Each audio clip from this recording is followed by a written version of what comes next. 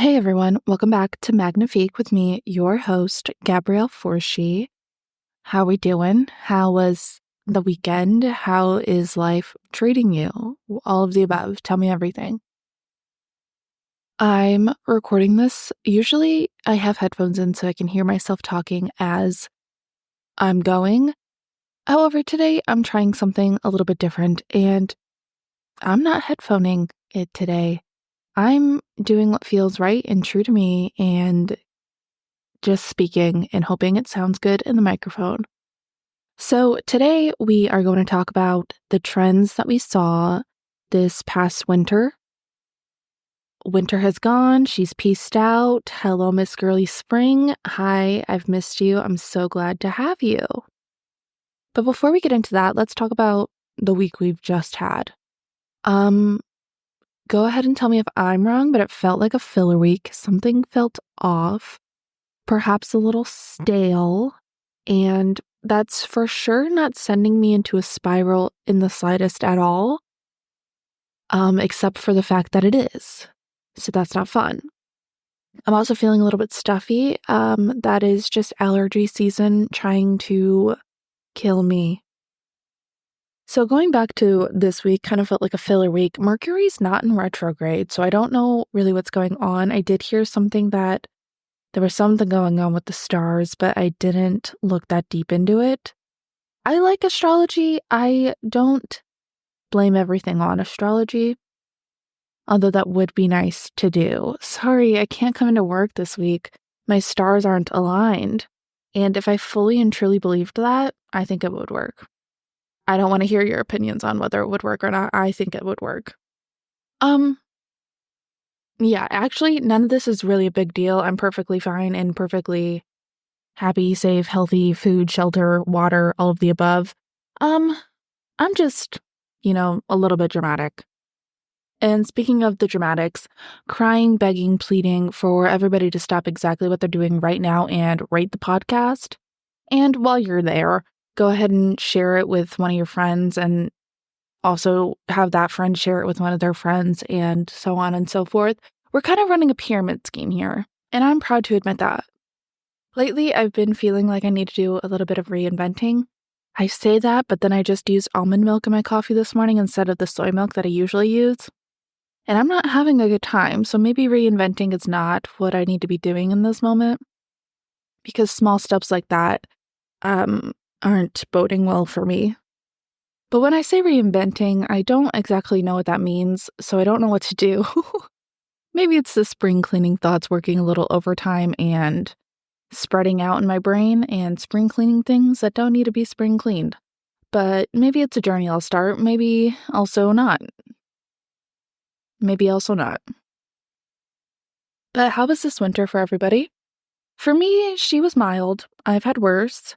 Mental health was relatively stable besides the part where I cut my own hair multiple times. And it's still not even, so that's so fun.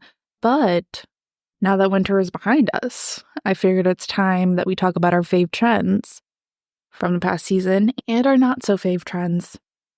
This episode, I'm going to be a hater. I'm letting the hater loose. I've drank the haterade. Let's just get into it. So I have put together 3 overarching themes from this winter. And I say 3 overarching themes because I feel like, go ahead and correct me if I'm wrong, I feel like there were 3 overarching themes this winter to the cool girls dressing. Were there more aesthetics? Sure. But I feel like they came from these, and it was a spin-off. So the first one I have is coquette. It is a nod to flirtatious femininity. It has roots in the playful and romantic aspects of fashion. Think dainty details, think pastel colors, pinks, pastel blues, whites, pastel yellows, Easter colors, really. Happy Easter. We are arriving there soon. So it's dainty, it's romantic, pastel, touch of whimsy. I would go ahead and categorize some accessories with this as bows, lace, ruffles, florals, kind of drawing inspiration from like Victorian era fashion. And I talk about Victorian era so much on this podcast, you would think I would just tattoo it on my forehead. It is one of my favorite eras, blah, blah, blah.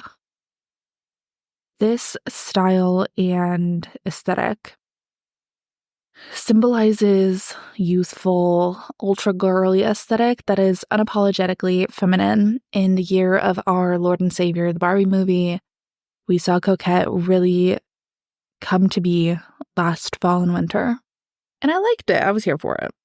Let's talk about preppy, because preppy doesn't mean what you think it means. Preppy has completely rerouted its meaning. Gen Alpha has given her a rebrand, and it no longer means studious academic apparel. Old preppy meant tweed, sports coats, Ralph Lauren. It's very polo, going to go ride my horse. I have boat shoes. I might own a boat based on the shoes that I'm wearing, but I also might just vote Republican. Who's to say? And that is what preppy is.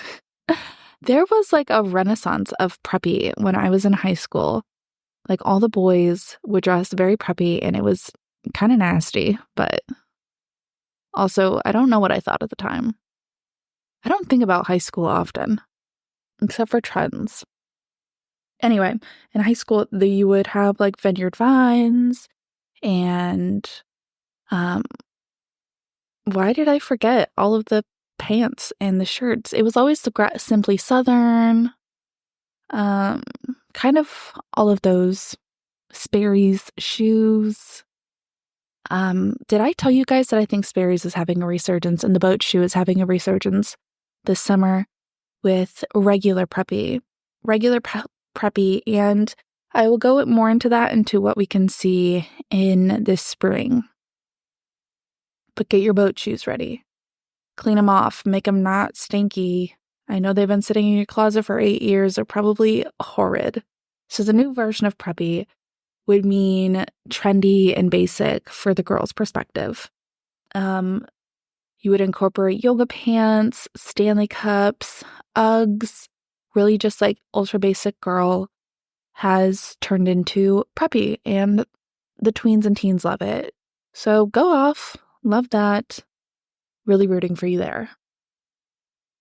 And then the last kind of overarching theme, which I thought was kind of silly, but it's the aesthetic. This is aesthetic. This is so aesthetic. Do you understand where I'm kind of going? Aesthetic is just another thing I've learned from Gen Alpha on TikTok. Aesthetic is synonymous with clean girl. It is very put together. Things look very clean, in place, in order. It looks aesthetic. It's aesthetic. How many times can I say that for you to understand what I mean? So the 3 trends, coquette, preppy, and aesthetic, those kind of ruled this past winter season just based on like the categories that they revolve around. I would say clean girl really ruled in aesthetic, even though we kind of started phasing out clean girl for some other trends, but I would argue that clean girl is still here and she's very powerful, as we see aesthetic. We saw preppy with the rise of the Stanley cups and the Uggs, the platform Uggs. We saw those over the past few months. So, and then bows and lace and hyper feminine, we've just seen everywhere in coquette. So, if you're wondering, I've heard these names. I don't know why they're so relevant. That is why they're relevant. They have kind of just been littering the brains of teens and tweens and young 20s who choose to still keep up with that kind of fashion. All power to you. I only keep up at the end of the month. Okay, I kind of want to talk about my favorite trends because I do have thoughts, and I have 4 of them that I really, really loved, and let me just speak on them because this is my podcast.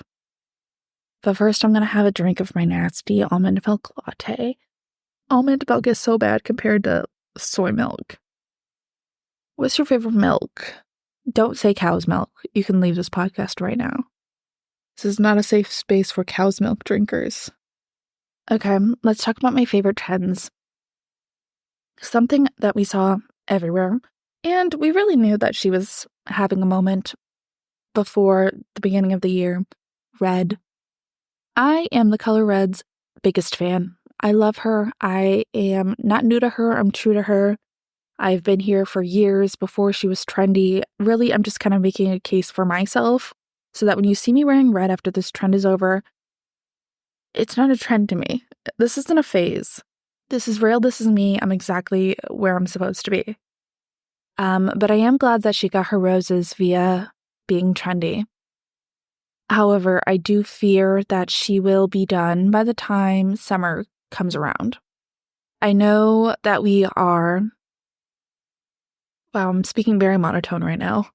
I know that for spring, we are kind of darkening the color red and mixing up with the tones and really still having fun with it. We're kind of leaning more toward burgundy for spring, but I do fear that red will see her way out by summer. I can see blue, any shade of blue being it girl this spring and summer. We're really craving something vibrant and different. And we've already seen a lot of blues on the runways, so I think it's just inevitable that blue will kind of kick red out. Yeah, I'm going to stand strong on that. But then if I had to guess and go out on a limb here, I'd say yellow's next. Yellow will soon have its moments. I think we're kind of just going through the primary colors. Speaking of primary colors, that does remind me of La La Land with all the primary color use, and didn't really have a path down that thought. It was just kind of a billboard in my initial thought road, and I got distracted. La La Land is really good, though. So I really loved Red. I think she can stay. And sure, let's give it a rating. I give this a 10 out of 10. No notes. I've actually been wearing a lot more red lipstick due to the fact that red is back in color or in trend and season. I feel like before it was trendy, it was really harsh, and I don't think people could have gotten away with wearing red lipstick as often as they do. We kind of saw nude lipstick dominating the space. So now that red is back, red lipstick, and I think it's going to lead us into being more playful with makeup, which is all I want to see ever. I'm so excited for that. So red is here, red is that girl, red can stay as long as she'd like.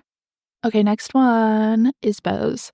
Bows seemingly gained popularity overnight. It was 1 minute, nobody's talking about bows. The next minute, everybody has bows, and if you're not wearing a bow in your hair right now, what are you doing? Literally, what are you doing? In my most humble opinion, I think this boom came from the release of Olivia Rodrigo's Guts album.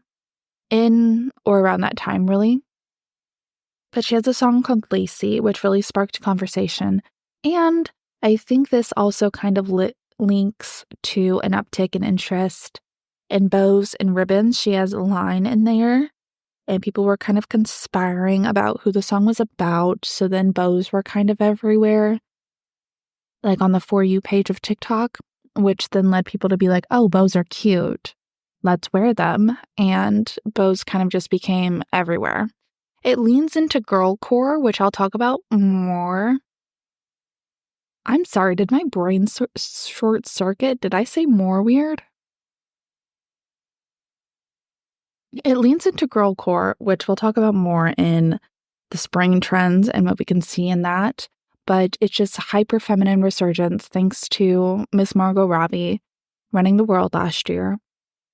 I love bows. I'm so glad to see them. I don't wear them often, to be quite honest with you, just because I'm 5'10", and seeing the Statue of Liberty wearing a bow would just be weird. But I did have a white bow as my Christmas tree topper, and she was really cute. I loved the bow trend. I think it's just a good way to add a little spunk, a little feminine, a little sparkle. Well, razzle dazzle to anything. She can stay. I do think that we're gonna get tired of her this year, though. I think she'll have a big year.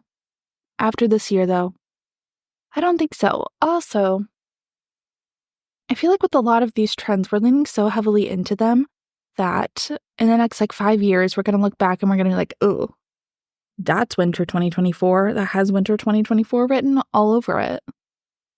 So I don't want to categorize these too much as being specifically these trends, but I think that's what we're doing. I think bows and ribbons, after this year, we're going to need a little break from them. I think we're going to overdo it. There's nothing wrong with overdoing it, but I am just stating out the fact that we will be tired of them by the end of the year. Same with red. Bows get 8 out of 10. They're really cute. I'm taking a few points down because I don't regularly wear them on my person.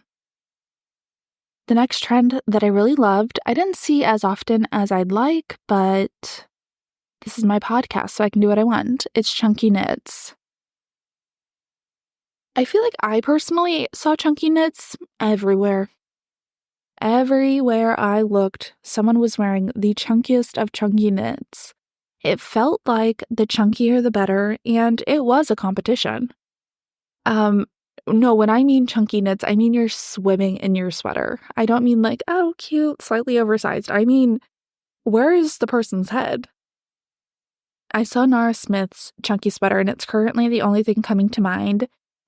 Nara Smith is the current it girl. She does a lot of cooking videos for her family. She's currently 9 months pregnant. And she's known for having really unique names for her children. I don't specifically remember. I'm pretty positive. One of them is Rumble Honey Smith. She really likes really unique nicknames, and the internet loves to troll her for that.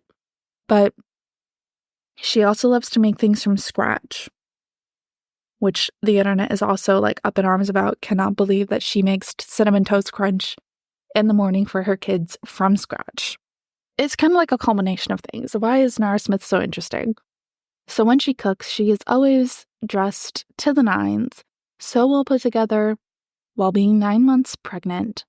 And she's also making everything from scratch. So there's a sense of, wow, I want to be as put together as this when I grow up. And then you remember Nara Smith is 2 years younger than you, and you have grown up. So when is it my turn to be Nara Smith? In the sense that, I just want to be her, but in my own life. Perhaps a mentorship program, please. Anyway, I give chunky sweaters an 8 out of 10. The only reason I'll give it a 9 out of 10. Can I speak? I will give it a 9 out of 10. I will dock that extra point because sometimes they are too chunky. Too chunky, and it kind of takes away from... No, I'm giving it a 10 out of 10. I like chunky. I like chunky sweaters. Give me big, bulky. Please. 10 out of 10. Okay, let's talk about the denim renaissance. Denim renaissance is exactly what it sounds like. Denim is everywhere, as I predicted.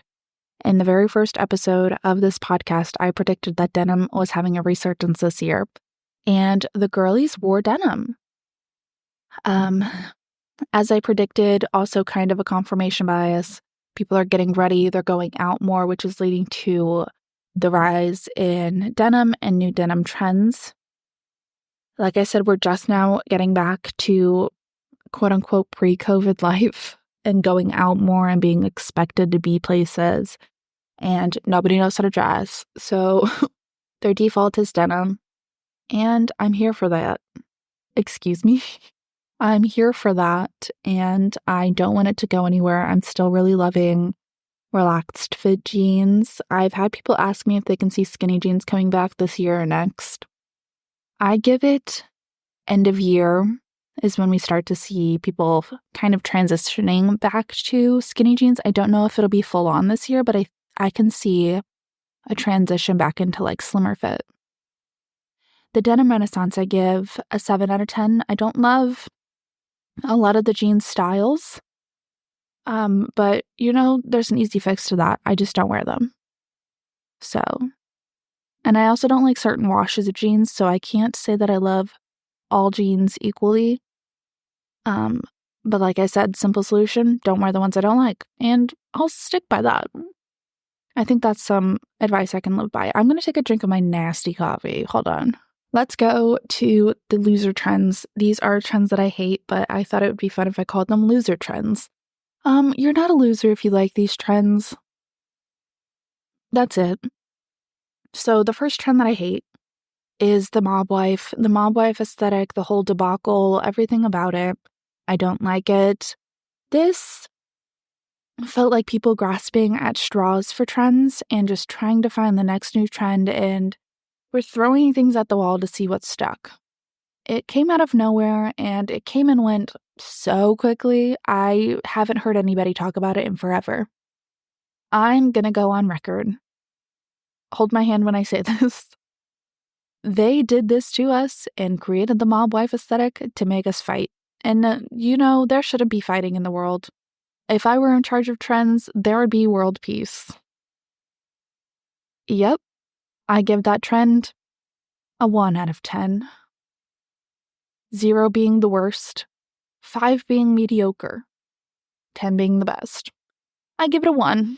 Actually, some of the hair was really cute. My only problem with that was nobody knew what hairstyle they were going for, and what hair was mob wife hair and what hair was 90s, like Rachel from Friends. Okay, next trend I hate. Old money this, old money that, quiet luxury this, quiet luxury that. Hey, shut up. Shut up. Not everything is luxurious and not everything out of reach is old money. Hey, that's just expensive. That's not old money. Hey, that's actually just old, not old money. So I don't think people really understand what old money is, and that's so fair because I didn't do any extensive research on what old money is, but it's very glamorizing, like, and aren't old money people like really bad people? Like the Rockefellers and Carnegie. I only know, I don't want to say I only know because that perpetuates a dumb American stereotype.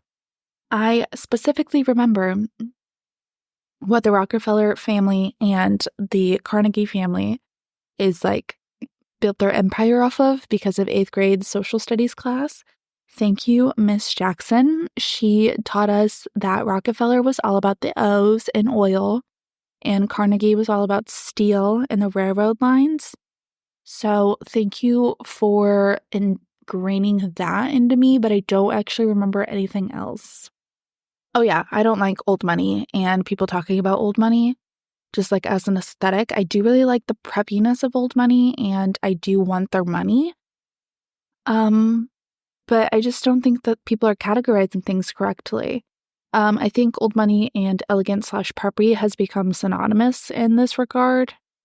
And I've seen a lot of old money blonde and brunettes having many different trends, and in their trends, it's a different shade every single time. So I don't really think people are on the same, they're in a boat together, but they're not on the same life raft. So for that, I want to like it. I do like having generational wealth. That sounds fun. So I want to like it. I want to give it a 5, but I just feel like you guys are overusing it and diluting it.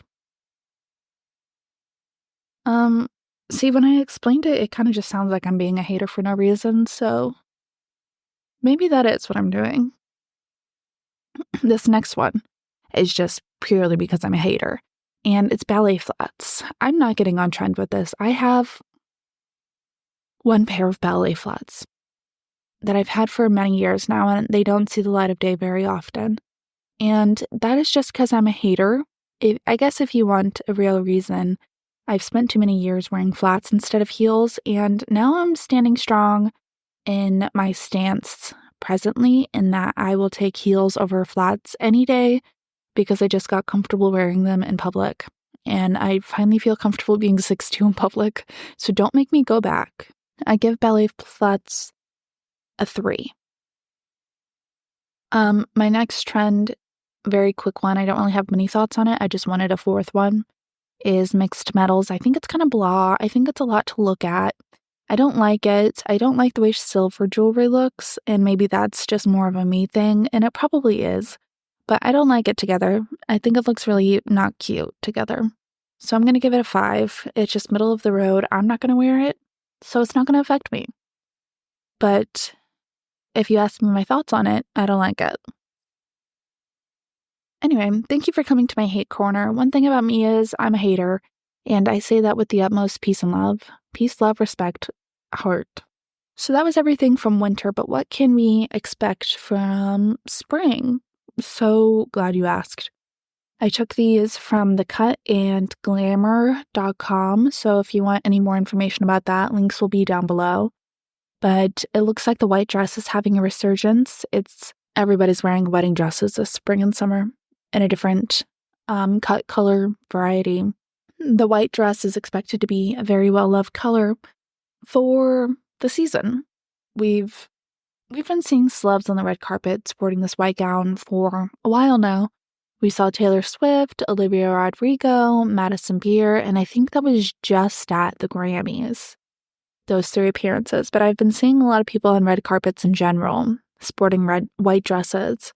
So I think it's going to be in competition this year for the It Girl dress. I don't think we're ditching the LBD.